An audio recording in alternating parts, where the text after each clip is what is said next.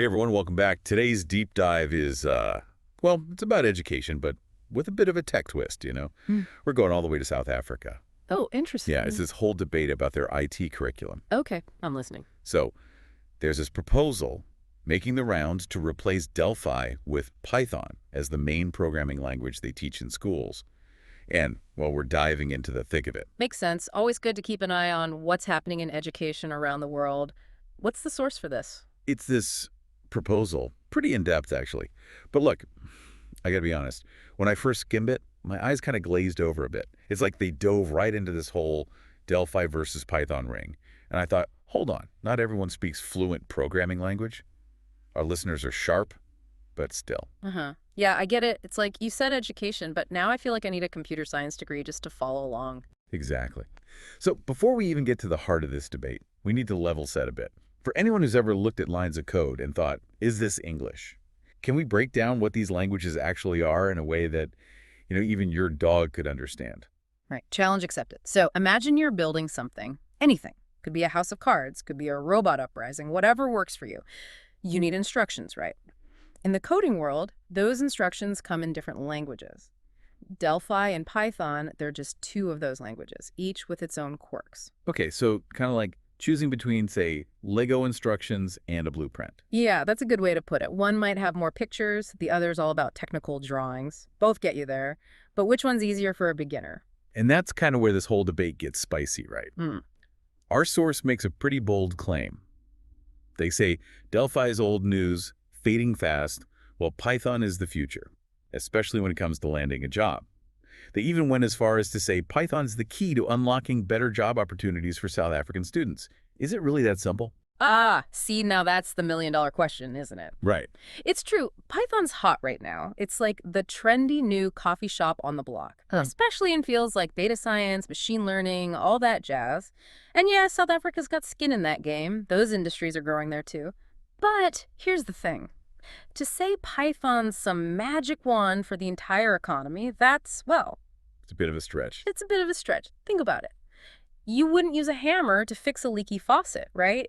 Different tools, different tasks. Same with programming. South Africa needs to figure out its niche, what it wants to excel at in the tech world. Maybe Python is a big part of that, but it's not the whole story. It's not a one-size-fits-all kind of deal. So it's more nuanced than just learn Python, get a job. We need to, dig a little deeper into this proposal. Exactly. All right, so let's do that. Let's get into the nitty-gritty of their argument, yeah. They lay out 5 key reasons why they think Python's the way to go. And the first one is all about, you guessed it, meeting industry needs. It's pretty straightforward, right? Teach the skills employers are looking for, boom, problem solved. But, and you knew there was a but coming, Always a but. is it really that simple? Well, here's where things get interesting. The source really hangs their hat on this idea that teaching Python directly tackles that skills gap in South Africa's job market.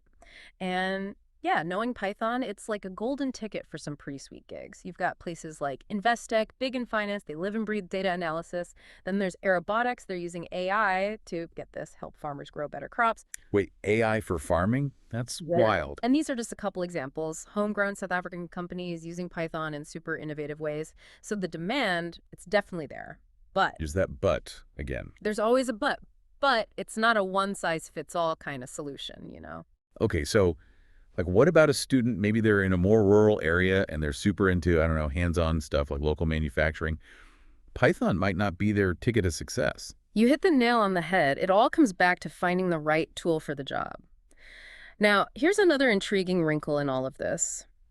What if, and hear me out, what if sticking with Delphi, even though it's less common, could actually give South Africa an edge? Whoa, you're saying become specialists in something not everyone's doing. Kind of like, I don't know, how some companies still need those COBOL programmers even though that language is ancient. Now you're thinking, it's like that old saying, the more things change, the more they stay the same. There's value in both the cutting edge and the stuff that stood the test of time. Okay, my head's spinning a bit and we're only on argument number 1. Yeah. All right, deep breaths, deep breaths. Let's move on to the next thing on their list. Accessibility and ease of learning. Basically, they're saying Python's like the gateway drug of programming languages. Easier to pick up, less intimidating for beginners. Though they did use the word syntax, which full disclosure, I always thought was something a doctor diagnosed you with. Aha. No medical degree needed here. Syntax, it's just a fancy way of saying grammar rules, but for programming. So like punctuation and stuff. Kind of. But instead of commas and semicolons, it's all about how you structure your code, make sure the computer understands what you're trying to tell it to do. Think of it like this. Python, it's like building with Legos, you know? You've got those clear instructions, everything kind of clicks together intuitively. Delphi, on the other hand, it's more like, imagine trying to sculpt something amazing out of mashed potatoes using only a spoon. Okay, that's a visual. It's doable, but there's definitely a steeper learning curve, more room for error. So the source is saying that by using Python, South Africa could get way more students coding, way faster, especially those who are totally new to it. Which makes sense on the surface, but doesn't that kind of assume everyone learns the same way? Bingo. Just like some kids are visual learners, others got to get their hands dirty. Same with coding. One size doesn't fit all. And you know what this all ties into? What's that? This whole ease of learning thing, it's a bit of a moot point if students don't have access to the right resources, right? Okay, yeah, that's true. And the source makes a big deal about how many free online tutorials and communities there are for Python, which, don't get me wrong, that's fantastic, Yep. But that only works if you have decent internet, which, let's be real, is a big if in some parts of South Africa. Exactly. It's like having a library card, but the library is like on the moon. We can't just ignore that whole digital divide issue. Switching to Python, it might look good on paper, but it has to come with a solid plan to bridge that gap. Otherwise, you're leaving a whole bunch of students in the dust. It's that saying, right? Give a man a fish, you feed him for a day. Teach a man to fish. Well, I guess in this case, it's give a student Python. They might code for a day, but give them reliable internet. Haha. You're on a roll with the analogies today. But you're spot on. The source kind of glosses over that whole infrastructure piece, which is a pretty big oversight, if you ask me. Yeah, accessibility, it's not just about how easy the language is to learn, but making sure everyone has a shot at learning it in the first place. Yeah. Which brings us to their next big argument, right? Abundance of learning resources. Kind of ironic, given what we were just talking about. It really is, isn't it? But they're not wrong, you know? There really is a ton of support out there for anyone who wants to learn Python. And we're not just talking about tutorials here, we're talking whole online communities. You can ask questions, get feedback from experienced coders, even share your code with the world. So it's like having a 247 study group, except it's global. Exactly. And that could be a game changer, especially for students who might be in more remote areas. Maybe they don't have as many tech mentors locally. So yeah, it can level the playing field in some ways, but, and I hate to sound like a broken record here, But internet. but reliable internet access. It's not just about how many resources there are, but who can actually access them. Okay, so potential gold mine, tons of support, but could also make that digital divide even worse if we're not careful. Got it. Let's move on to argument number 4, versatility across subjects. This one's interesting. They're saying Python isn't just for, like, the hardcore techies. It's got uses in other subjects, too. Even, wait for it, humanities. Which I gotta say seems kind of wild. Like, are they gonna write a Python program to analyze Shakespeare now? You'd be surprised. There's a whole field called digital humanities. It's pretty fascinating stuff. Yeah. But you're right, the source really emphasizes how Python can be used in math, science, even art. Think about it. Data visualization, creating simulations, even just teaching the basics of logical thinking, Python can do it all. So it's less about churning out like an army of programmers and more about giving students a set of skills that applies to, well, everything. Kind of like, I don't know, how understanding a little bit of psychology can help you no matter what you do in life. That's a great comparison. It's all about problem solving, really. And the source argues that Python, because it forces you to break down complex tasks into smaller, more manageable steps, well, that's a skill that translates to any field. Which brings us beautifully to their fifth and final point, developing problem-solving skills. Okay, I'm going to play devil's advocate here for a sec. Let's say South Africa goes all in on Python, right? Like they put all their eggs in one basket. Doesn't that kind of limit students in a way? Like maybe they're missing out on learning different approaches, different ways of thinking that they might get from other languages? Ah, the age-old debate. Yep. Specialist versus generalist. And honestly, there's value in both. The source is right. Learning to code in any language, it builds those problem-solving muscles, no doubt. But you're right. It's important to avoid tunnel vision. So maybe the answer isn't an either-or, but a both-and. Find a way to incorporate Python, see if it works for South Africa, but don't completely abandon other languages or approaches altogether. Now you're talking. We need to be thinking long-term here. Hmm. What will equip students, not just for the jobs that exist right now today, but for the jobs that haven't even been invented yet? That's the million-dollar question. Whoa.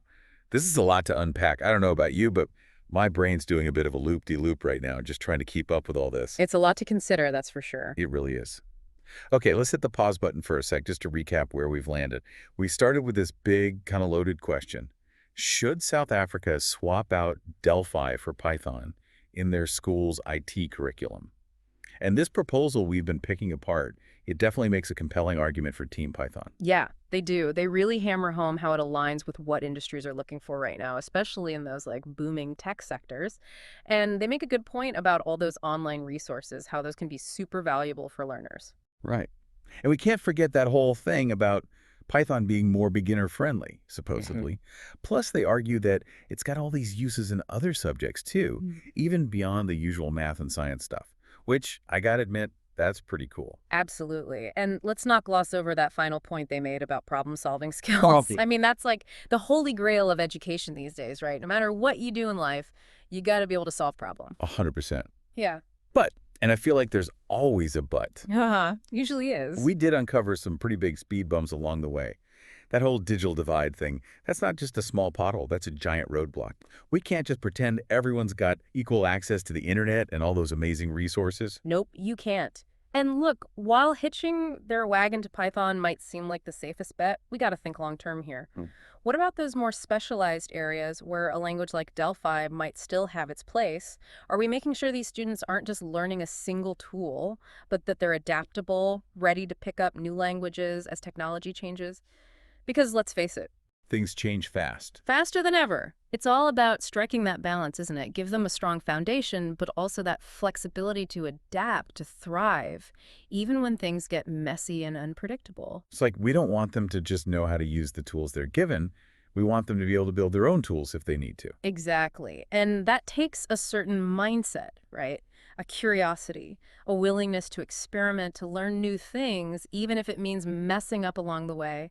That's what's going to set them apart no matter what the future holds. It's funny, we started off talking about programming languages, but this feels so much bigger than that now. It always does, doesn't it? Because at its core, education, it's not just about, cramming your head full of facts. It's about empowering people, about helping them become critical thinkers, about, well, shaping the future, really. And that's what I love about these deep dives. Yeah. We get to really wrestle with these complex issues, look at them from all angles, and hopefully walk away a bit more informed, even if we don't have all the answers tied up in a neat little bow. There's a certain beauty in that, don't you think? Embracing the unknown, asking the tough questions, even if they make your brain hurt a little, that's where the real learning happens. Couldn't agree more. And on that note, I'm going to leave you with one final thought to chew on. Let's say South Africa, they take the plunge, decide to go all in on Python. What happens next? What does a successful rollout even look like? How do they support teachers, many of whom might be learning this right alongside their students? How do they make sure no one gets left behind in this whole transition? These are the questions I hope you'll keep exploring, keep discussing, because ultimately it's through those conversations, those moments of reflection, that we can build a brighter future, a more informed future, a more equitable future. So yeah, thanks for joining us for this deep dive into South Africa's educational landscape. Until next time, keep those minds curious and those conversations flowing.